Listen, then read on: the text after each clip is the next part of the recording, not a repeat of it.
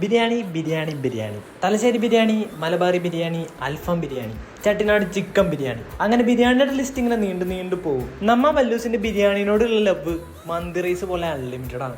അപ്പൊ ഇന്ന് ഞാൻ ഇതിന്നൊക്കെ വെറൈറ്റി ആയിട്ടുള്ള ഒരു ബിരിയാണി ഇൻട്രൊഡ്യൂസ് ചെയ്യാം. നല്ല വാഴയിലയിൽ പൊതിഞ്ഞ ബിരിയാണി. നിങ്ങൾ ഈ കാണുന്ന തിരക്കുണ്ടല്ലോ, ഇവിടെ എല്ലാ ദിവസവും ഉച്ചയ്ക്കുള്ളതാണ്. നമ്മുടെ സ്വന്തം നാട്ടിലൊരു ചേട്ടൻ ഒറ്റയ്ക്ക് നടത്തുന്ന ഒരു കടയാണ്. ഉണ്ടാക്കണതും പൊതിയുന്നതും കൊടുക്കുന്നതും എല്ലാം പുള്ളി ഒറ്റയ്ക്ക, ഒരു കംപ്ലീറ്റ് ഓൾറൗണ്ടർ. അതുകൊണ്ടൊക്കെ തന്നെ അവിടെ നിന്ന് സാധനം മേടിച്ച് പോരാൻ കുറച്ച് സമയം എടുക്കും. ഒരു ബിരിയാണിയുടെ റേറ്റ് 170 ആണെങ്കിലും ക്വാണ്ടിറ്റി ചെയ്ത് അത്രയും വരും. ആ ചൂട് ബിരിയാണി ഇങ്ങനെ വാഴയിലയിൽ ഇട്ടിട്ട് ഇങ്ങനെ പൊതിഞ്ഞ് സെറ്റാക്കി അങ്ങ് കൈയോട്ട് തരും. ഒരു 10-35 മിനിറ്റ് നിന്നപ്പോൾ അതെ നമ്മുടെ ബിരിയാണി ചേട്ടൻ പൊതിഞ്ഞ് അങ്ങ് തന്നോട്ടോ. ആ ചേട്ടൻ അതിങ്ങനെ പാക്ക് ചെയ്ത് കാണാൻ തന്നെ നല്ല രസമാണ്. മണം അടിച്ചിട്ടാണ് എനിക്ക് കൊതിയായിട്ടും പാടില്ല.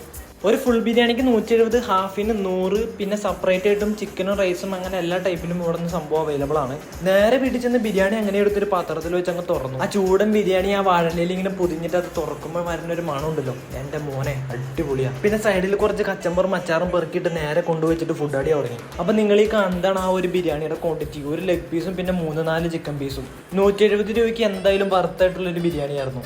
ഒട്ടും എസൻസും ആർട്ടിഫിഷ്യൽ ഫ്ലേവേഴ്സും ഒന്നും ചേർക്കാത്ത ഒരു കിടിലൻ ബിരിയാണി. അപ്പൊ സ്ഥലം വന്നത് അങ്കമാലിയിൽ നിന്ന് പറവൂർക്ക് പോകുന്ന വഴിക്ക് മള്ളിശ്ശേരി. അപ്പൊ ഇതേപോലെ വെറൈറ്റി ബിരിയാണി കഴിക്കാൻ ആഗ്രഹമുള്ള നിങ്ങളുടെ ബിരിയാണി കൊതിന് ഈ വീഡിയോ അയച്ചു കൊടുക്കാം. അപ്പൊ വീഡിയോ ഇഷ്ടപ്പെട്ടാൽ ലൈക്കോ സബ്സ്ക്രൈബോ എന്തെങ്കിലുമൊക്കെ ചെയ്യാം. ഞാൻ പോയിട്ട് അടുത്ത വീഡിയോ ഇട്ട് വരാം. ബൈ.